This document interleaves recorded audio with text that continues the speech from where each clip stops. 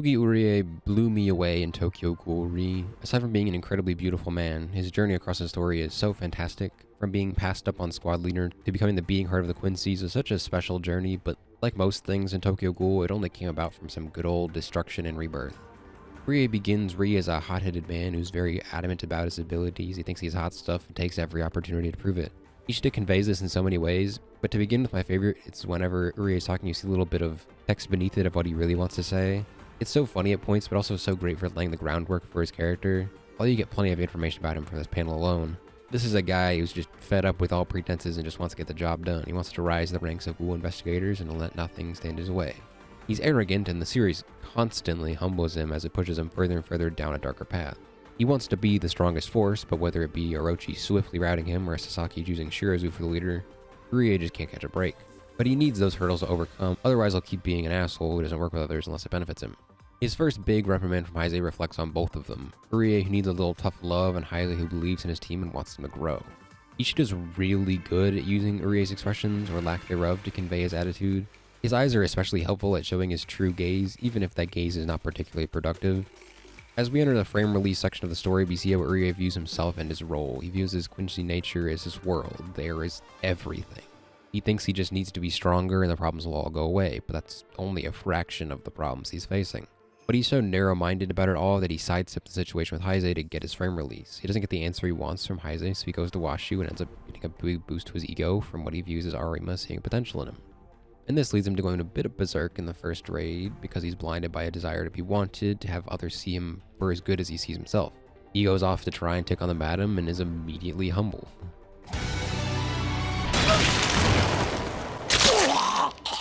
Which ultimately leads to his first destruction. Chapter 29 begins with what happens when the frame release gets overdone. Urie becomes a husk of a human being utterly consumed by the ghoul in him. A being of pure desire who wants nothing but more until the chaos swings him in the opposite direction towards jealousy. His being destroys itself from swinging back and forth until he's left with nothing but to crawl up in a ball and cry before lashing out at Mutsuki, who promptly shuts him down. He's pathetic, but he's destroyed.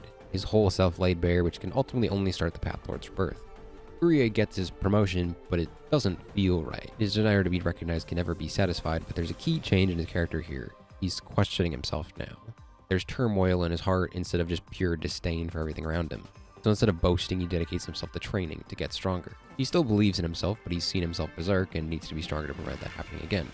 He's still got his pride and snarky remarks, but he's pushed himself further, as we see when he fights again in chapter 40. And another key difference is that he steps in to help his team as he protects Mutsuki when he calls out to Yonebayashi to shield her from the attack.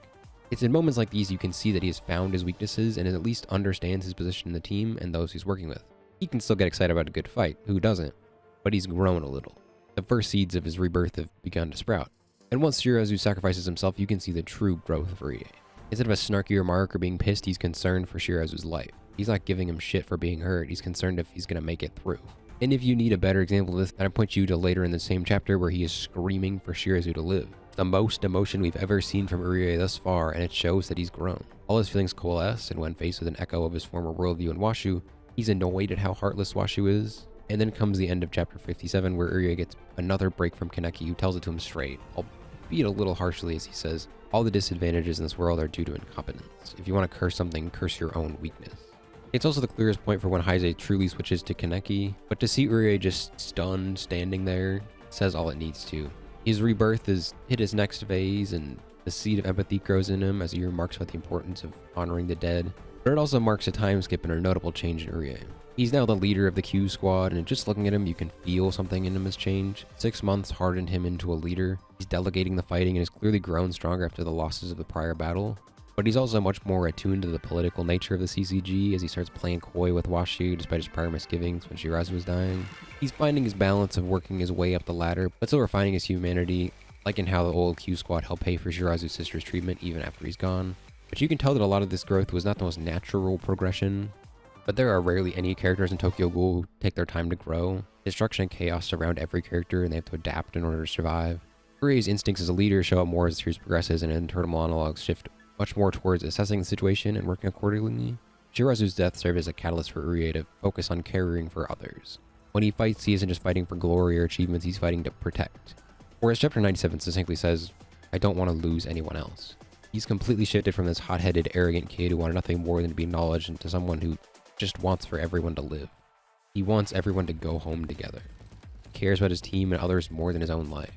The battle-hardened Urie became so endearing to me, but he's also just really funny, as he's adept enough to know the playing field to get himself ahead, but also clearly has more emphasis placed on protecting what he cares about than the whole system of it all.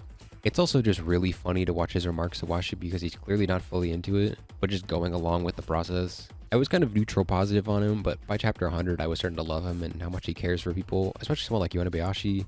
And then we get to the fight with Donato Porpora. It's hardly a fight at first since within 2 chapters Urie is stuck to the ceiling, but Urie is relatively calm and collected.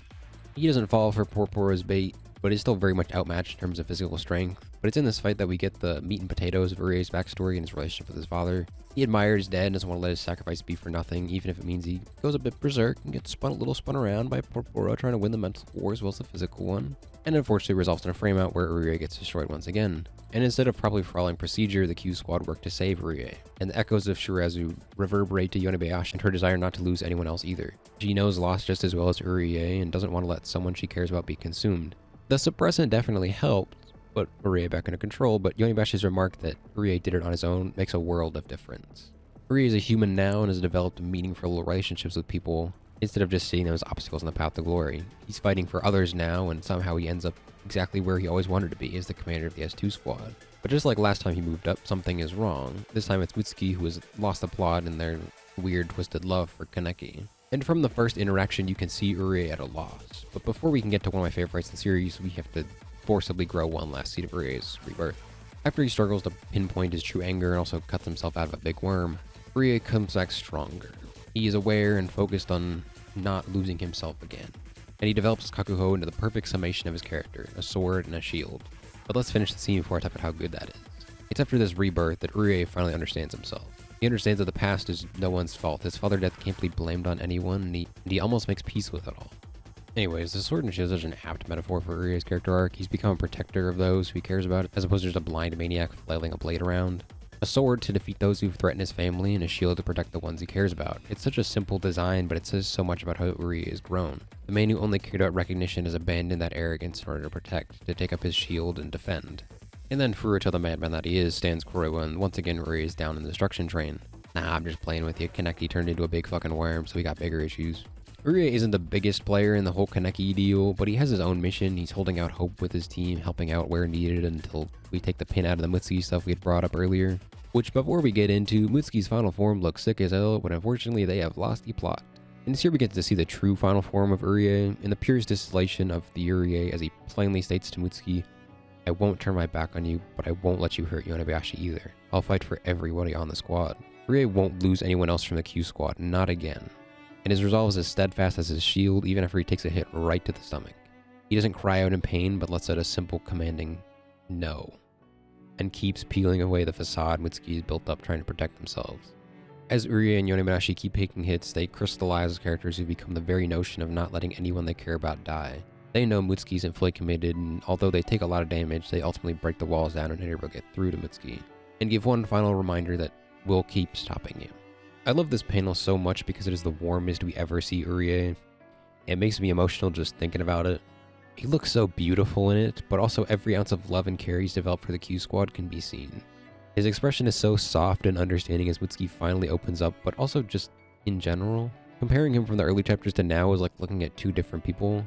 He was destroyed and reborn into a warm soul with the strength to protect the ones he loves and to protect his family. He can go into battle one more time with nothing but his desire to protect, and it will hold firm. Urie's arc throughout Tokyo Ghoul was easily my favorite new addition from the sequel manga. We see arrogance humbled in the meaningful nature of connections with others and how they can break down the concrete walls and turn a raging monster into a knight who can carry the banner of the future.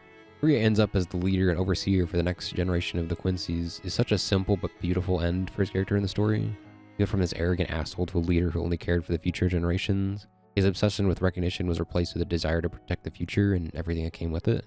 And in the end, he got to the heights he always desired, but instead of being an asshole about it, he became a true leader.